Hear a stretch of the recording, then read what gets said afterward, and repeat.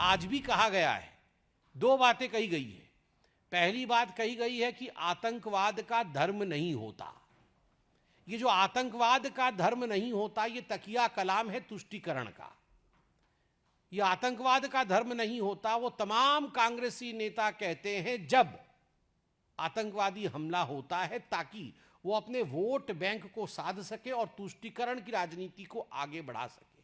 और उसी सांस में, in the same breath, Prithviraj Chauhan कहते हैं आतंकवाद का धर्म तो नहीं होता है, कहना ही है तो आप कहो हिंदू आतंकी या सनातन आतंकी। वाह, आतंकवाद का धर्म नहीं होता मगर हिंदू आतंकी और सनातन आतंकी कहो, कहना ही है तो।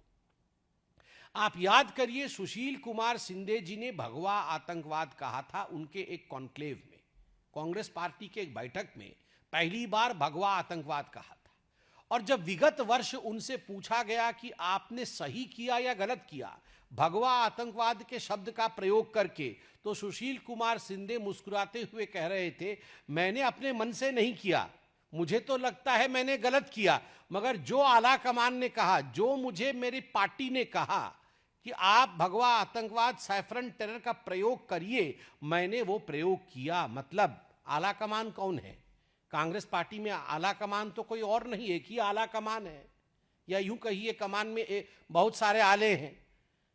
गांधी परिवार के कमान एक, गांधी परिवार, आले अनेक। प्रियंका गांधी वाड्रा, राहुल गांधी, सोनिया गांधी, तो ये सारे गांधी परिवार के लोगों ने ही सुशील कुमार शिंदे के ऊपर ये प्रेशर बनाया था कि आप भगवा आतंकवाद शब्द का प्रयोग करिए। और आज जो पृथ्वीराज चौहान कह रहे हैं, इसमें भी कोई दो मत नहीं है कि उनके आला कमान ने ही कहा होगा। अब एक वर्ष बाद वो जब किताब लिखेंगे तो उसमें आएगी ये बात कि मुझे भी कहा गया था कहने के लिए। और ये कांग्रेस पार्टी की पुरानी आदत है। याद करिए 18 फरवरी 2007 को जब समझौता एक्सप्रेस में ब्लास्ट हुआ था, लश्कर-ए-तोयबा के आतंकवादी, जो एक प्रतिबंधित संगठन है, उसके पूर्व मुखिया सफदर नागोरी की गिरफ्तारी हुई थी। केवल सफदर नागोरी की नहीं, पाकिस्तान के 2 आतंकवादी भी गिरफ्तार हुए थे।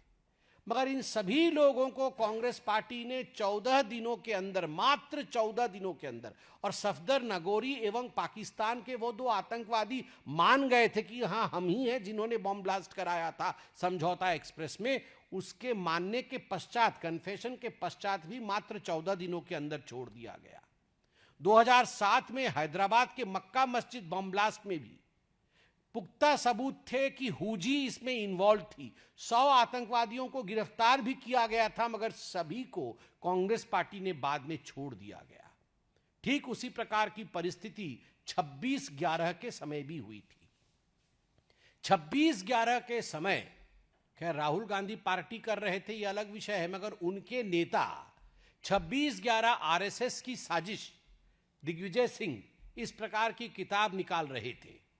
कहीं ना कहीं पाकिस्तान को क्लीन चिट देने का काम कर रहे थे, आतंकियों को खुला छोड़ने का काम कर रहे थे। स्वाभाविक है, जिस दिग्विजय सिंह के लिए और जिस गांधी परिवार के लिए जाकिर नायक अपोस्टल ऑफ पीस, शांति दूत है, और जाकिर नायक के एनजीओ से जो पार्टी पैसे लेती है, जो राजीव गांधी फाउंडेशन पैसे लेती है, उनसे ये एक्सपेक्ट करना कि वो हिंदू आतंकवादी नहीं कहेंगे, वो भगवा आतंकवादी नहीं कहेंगे, वो सनातनी आतंकवादी नहीं कहेंगे, ये अधिक है। ये जो पूरा प्रक्रिया हुआ है मालेगांव के ब्लास्ट का, 17 वर्षों बाद निर्दोष घोषित किए गए हैं।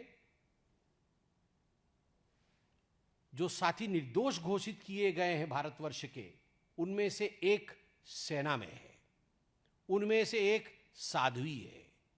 सेना, संत, सनातन और संविधान, इन चारों पर कांग्रेस पार्टी ने 17 वर्षों तक आक्रमण किया। कांग्रेस पार्टी ने एक सुनियोजित ढंग से 17 वर्षों तक सेना, संत, सनातन और संविधान, इनके ऊपर निरंतर आक्रमण किया, मगर सत्यमेव जयते, अंत में सत्य की ही जीत होती है।